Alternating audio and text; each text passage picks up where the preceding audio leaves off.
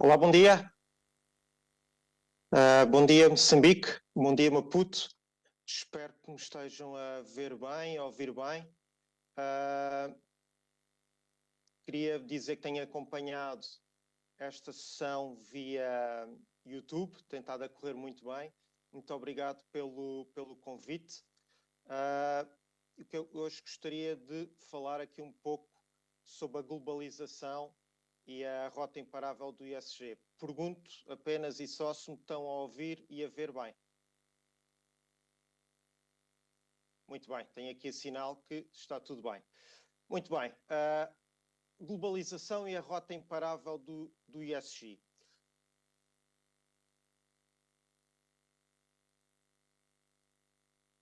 Ao fim e ao cabo, percebermos o que é a globalização. A globalização é um mercado que nós percebemos, o movimento livre de pessoas, de serviços, de capital, de conhecimento, o que estamos aqui hoje a fazer, ideias e também vírus, não é? Porque os vírus também são globalizados, como nós pudemos bem ver durante o período do Covid. Ao fim e ao cabo, a globalização tem servido para as empresas de toda a parte do mundo encontrarem novos mercados, novos clientes, novos fornecedores e novas formas de financiamento. Isto é, permitiu todas as empresas expandirem e criarem mais valor para os seus acionistas. A globalização veio criar novas formas de cadeias de fornecimento, as famosas supply chain, o que veio mudar, obviamente, fortemente as cadeias de valor, as value chain. A pandemia do Covid, como todos bem vivemos, e os seus confinamentos vieram criar disrupções muito fortes, muito abruptas nas supply chain. E surpreendentemente, os maiores gestores das maiores empresas mundiais, americanas, canadianas, europeias, apenas começaram a perceber e a tomar consciência que a sustentabilidade dessas suas empresas poderia estar em risco devido à forte dependência dos mercados externos, nomeadamente o mercado asiático e, dentro do mercado asiático, o mercado chinês. E nós vimos muitos produtos que não chegavam aos nossos países, não chegavam à Europa, não chegavam aos Estados Unidos, à África, certamente que não chegaram a Moçambique. Porquê? Porque havia disrupções nas cadeias de supply chain. Ao fim e ao cabo, o que é que isso originou? A pandemia, os países mais fechados, criaram e aumentou movimentos populistas, como bem vimos por toda a Europa, nos próprios Estados Unidos também, na Ásia, e movimentos anti-globalização. Juntando a isso a invasão da Rússia na Ucrânia, a situação de guerra, as alterações climáticas que temos vindo a falar durante a sessão de hoje e o aumento da inflação que tem sido, nos últimos 2 anos, bastante galopante em praticamente todo o mundo. E assiste-se hoje, pelo menos, a uma tentativa de uma desglobalização, ou pelo menos uma tentativa que a globalização não seja tão forte como há uns anos atrás. E então, como é que nós ligamos a política europeia, ao fim e ao cabo, anti-carbono e os efeitos juntamente na sua globalização?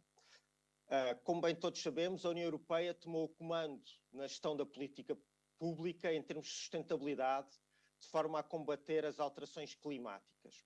Os famosos acordos Green Deal, como todos certamente bem saberão, obriga, ou pelo menos tem a intenção de reduzir as emissões de gás de estufa em 55% já no próximo 2030 e chegar à neutralidade carbónica no ano de 2050. Isto vai obrigar a fortes políticas de descarbonização da economia e uma redução nas importações de produtos ligados aos combustíveis fósseis. Esta onda verde que a Europa, principalmente a Europa, mas já assistimos a outros lugares do mundo, que estamos a senti-la, desta transição energética, irá obviamente ter repercussões muito fortes nos mercados internacionais, nomeadamente os países produtores de matérias-primas fósseis, um pouco como Moçambique, não é? E todas as empresas envolvidas nas supply chain das empresas cotadas nas principais bolsas europeias, Estados Unidos, bolsas asiáticas, que têm que incluir políticas, ações e medidas de responsabilidade social e de ESG. Por isso, ligar aqui a globalização ao ESG é o que nós hoje vivemos, é uma presença contínua. Então, como é que aparece aqui um pouco de história esta questão do ESG? O ESG, como já há pouco os meus colegas de painel referiram, Environment, Social e Corporate Governance. Em 1962, há um manifesto ecológico, um livro, que é o Silent Spring, nos Estados Unidos, feito e escrito por uma ecologista, que foi Rachel Carson, que fez um manifesto contra os pesticidas na agricultura, principalmente o DDT. E aí começa o manifesto ecológico.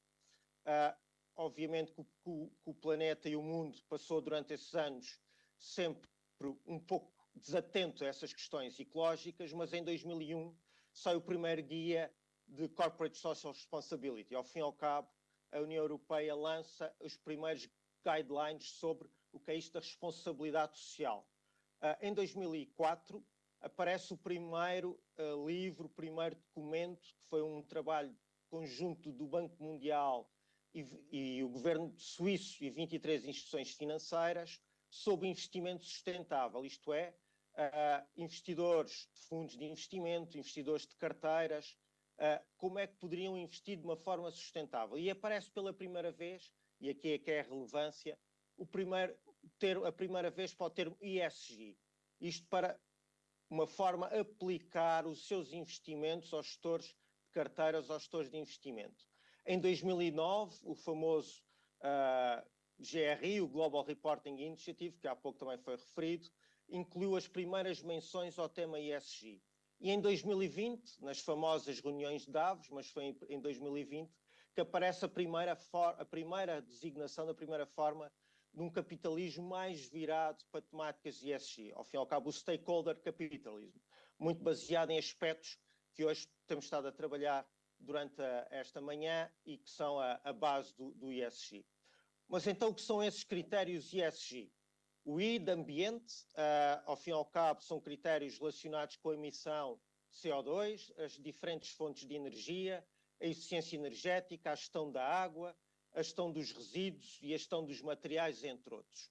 A parte do social, que também bem há pouco foi bem retratado e bem falado, a gestão dos trabalhadores, as condições de trabalho que nós damos aos trabalhadores, a gestão dos clientes, a gestão dos fornecedores, pagamos a tempo e horas aos fornecedores, que muitas das vezes é um tema muito esquecido, a comunidade onde a empresa se insere juntamente com outras empresas, mas a comunidade, a sociedade em que está inserida e, obviamente, a questão da administração tributária, aos impostos, que há uns anos atrás podíamos dizer que até havia alguma graça de fugir aos impostos, não pagar impostos, hoje é amplamente sancionado do ponto de vista não só legal, mas do ponto de vista ético e moral, fugir aos impostos. E o G de Corporate Governance, ou de governança, ao fim e ao cabo é a relação da transparência com os seus acionistas, o board, o conselho de administração, a gerência, a sua independência com os acionistas, a liderança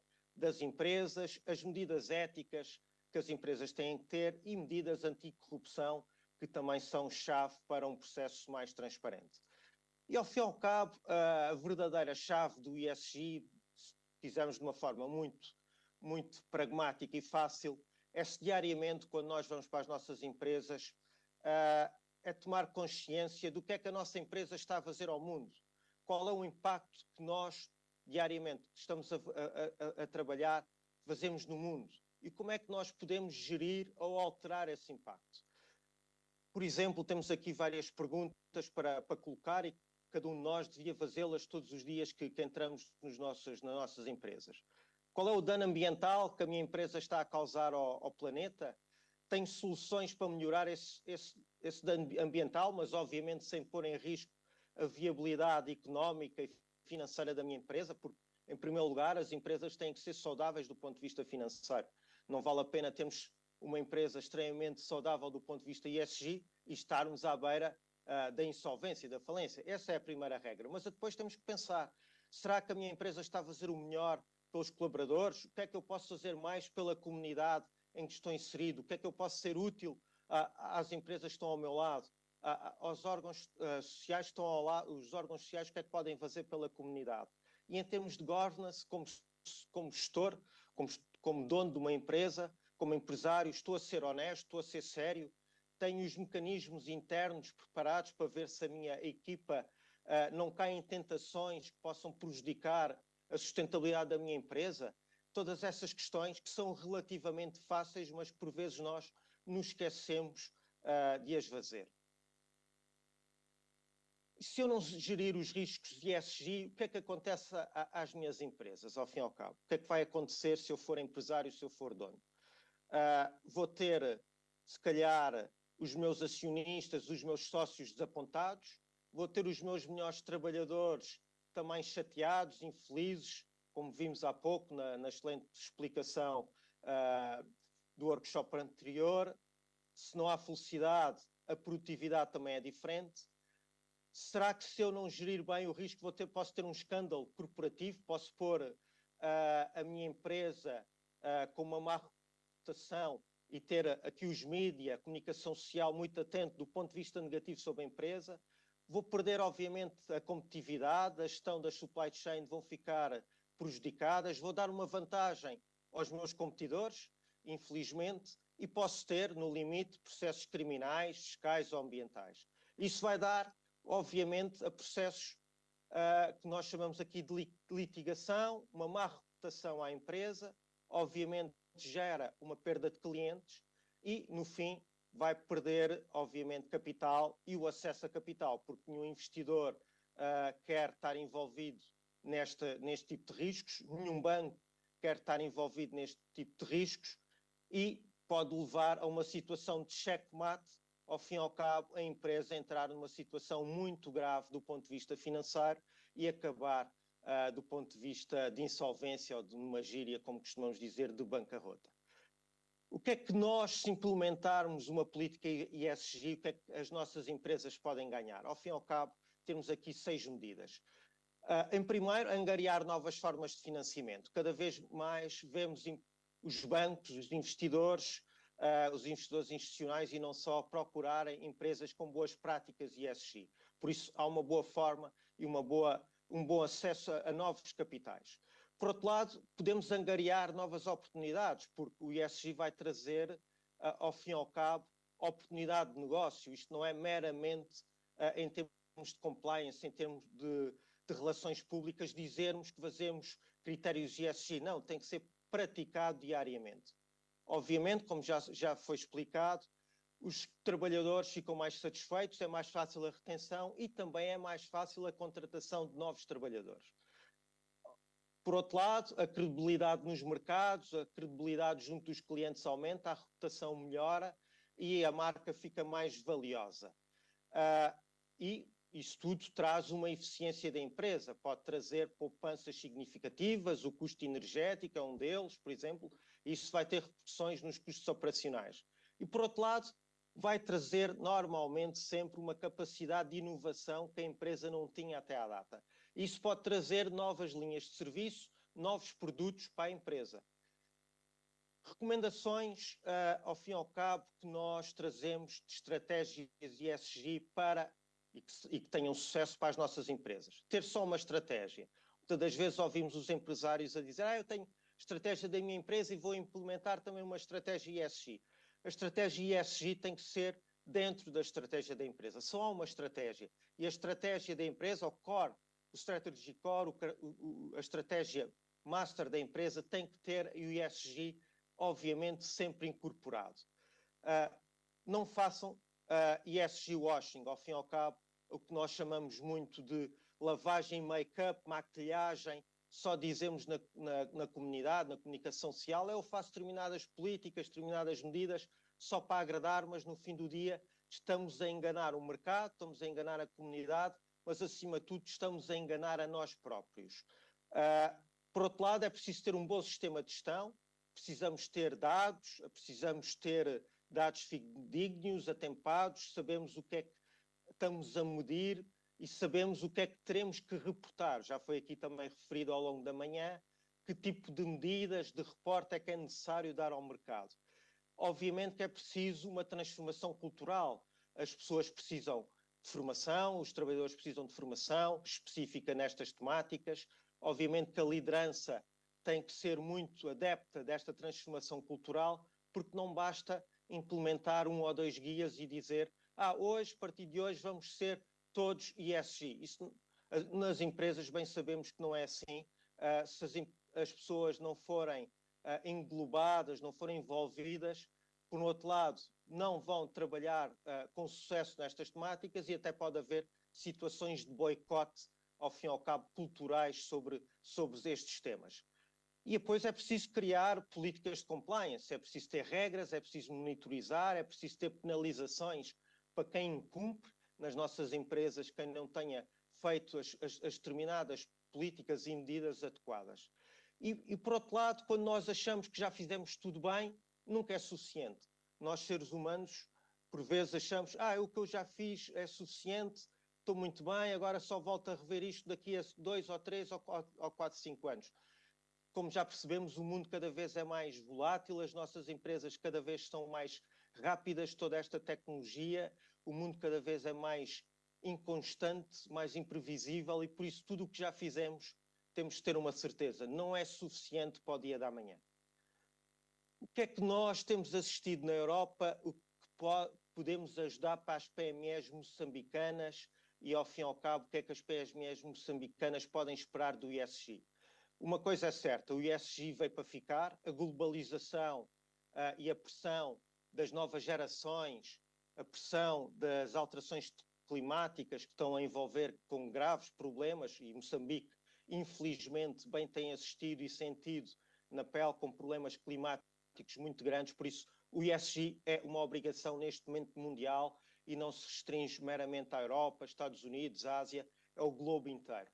Por outro lado, as empresas cada vez estão mais a fazer rastreamento das cadeias de valor. Empresas moçambicanas que trabalham com empresas internacionais, direta ou indiretamente, vão começar a ser auditadas do ponto de vista da temática ESG, vão começar a ser instigadas a ter políticas e medidas ESG, e essas empresas moçambicanas que não tenham essas políticas, esses critérios, vão perder os seus clientes, principalmente clientes internacionais. Nós sabemos que há um grande esforço e uma grande tentativa de todos os stakeholders, de todo o governo e não só, do mercado privado moçambicano, de atrair investimento direto estrangeiro. Por isso, todos vós que trabalhem direto ou indiretamente com empresas internacionais, a temática vai ser, nos próximos meses, nos próximos anos, ESG, isso não aponta a voltar para trás, isso é uma temática que todos têm que aprender e todos têm que trabalhar. A criação de regras e políticas ESG vai acontecer, a legislação moçambicana ainda tem algumas coisas muito pontuais, questões de leis ambientais, não há uma lei global para o ESG, é uma questão de tempo, a nosso ver, é uma questão de tempo para que o governo moçambicano promova leis e normativos referentes ao ESG, até para conseguir atrair esse investimento estrangeiro direto. Por isso, vai ser daqui a muito, muito curto prazo de tempo que o Moçambique vai assistir a estas políticas e regras ESG. E aí pode aprender um pouco com o que já foi feito menos bem ou errado em outros países. Por vezes, quando saímos um pouco mais atrás, existe um ganho que é perceber o benchmarking do que pode ser feito. E aqui pode ser feito de uma forma muito mais rápida por essa aprendizagem.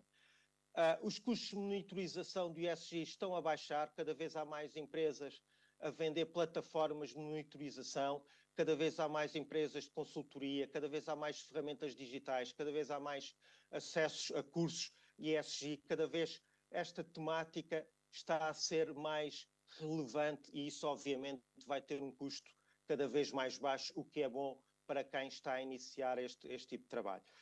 Mais uma vez, e aqui é um aspecto muito importante, as instituições financeiras estão muito atentas ao ESG, os bancos de desenvolvimento africano,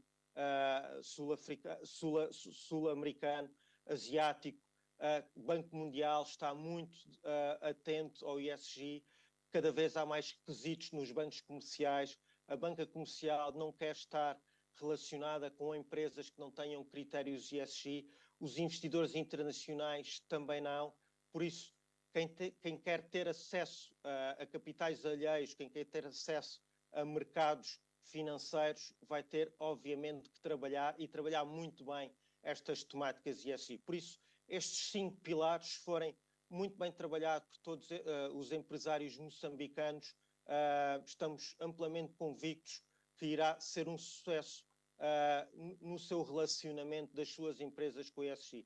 Vai ser difícil, certamente vai, mas são 5 pilares, se forem tomados com muita consciência, com muito trabalho e com arregaçar de mangas, como costumamos dizer, certamente vão ficar muito robustos.